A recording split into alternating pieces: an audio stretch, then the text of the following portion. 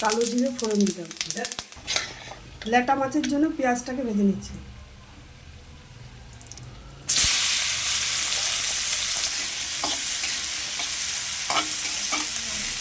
ল্যাটা মাছের জন্য জিরের গুঁড়ো, হলুদ গুঁড়ো, লঙ্কার গুঁড়ো দেবো, তার সাথে একটুখানি সামান্য রসুন দেবো, পেঁয়াজ তো দিয়েছি, আদা বাটা দিয়ে দিচ্ছি 2 চামচ মতো। এর মধ্যে রসুনটা দিয়ে দিচ্ছি পেঁয়াজের ভিতরে।